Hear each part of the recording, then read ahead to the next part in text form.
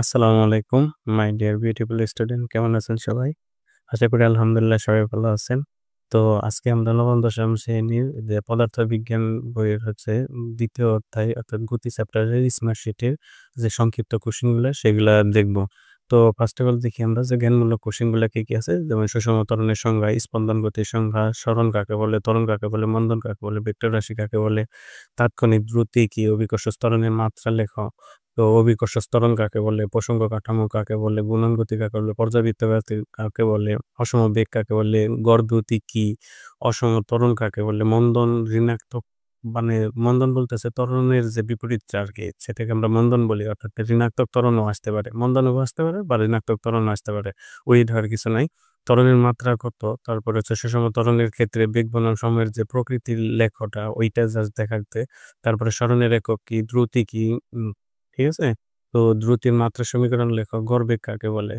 তো এই যে এইগুলা সংক্ষিপ্ত কোশ্চেন কয়টা আছে আমাদের 23টা। এরপর আসি যদি আমরা হচ্ছে অনুধাবনমূলক, যে এই মহাবিশ্বের সকল স্থিতি আপেক্ষিক, সকল গতি আপেক্ষিক বলতে কি বোঝাও ব্যাখ্যা করো। স্পন্দন গতি এক প্রকার, পর্যাবৃত্ত গতি ব্যাখ্যা করো, সকল পর্যাবৃত্ত গতি ঘূর্ণন গতি নয় ব্যাখ্যা করো, কোনো বস্তুর গড়বেগ শূন্য হলেও দ্রুতি শূন্য নাও হতে পারে, তো ব্যাখ্যা করো। তো এইগুলো খুবই গুরুত্বপূর্ণ কোশ্চেন। সুষম বিভাগের ক্ষেত্রে দ্রুত বনাম সময়ের যে লেখাটা ওইটা হচ্ছে কেমন হবে সেটা ব্যাখ্যা করতে বলতে পারে। তারপরে ত্বরণ ক্ষেত্রে ত্বরণ 5 মিটার/সেকেন্ড পশ্চিম দিক বলতে কি বোঝায়। তো গাড়ির গতি 50 কিলোমিটার/আওয়ার বলতে কি বোঝায়। তারপরে বেগ কোন রাশি বা কেন ব্যাখ্যা করো। কোন কখন কোন বস্তুর বেগ শূন্য হয় এইগুলো ব্যাখ্যা করো। তারপরে হচ্ছে যে আসতে পারে পৃথিবী ও চাঁদে পরস্পরের প্রতি আকর্ষণ কেমন বা কি রূপ। মহাকর্ষ বল একটা আকর্ষণ বল ব্যাখ্যা করো। চলন গতি বলতে কি বোঝো, বেগ ও ত্বরণের মধ্যে সম্পর্ক নির্ণয় করো। কোন বস্তুর স্থিতি গতির মধ্যে পার্থক্য হলো। তো এই যে 17টার মতো আছে অনুধাবনমূলক আছে, তো এইগুলা শিখলে আলহামদুলিল্লাহ এর মধ্যে থেকে বোর্ড পরীক্ষায় কোশ্চেন কমন পড়বে।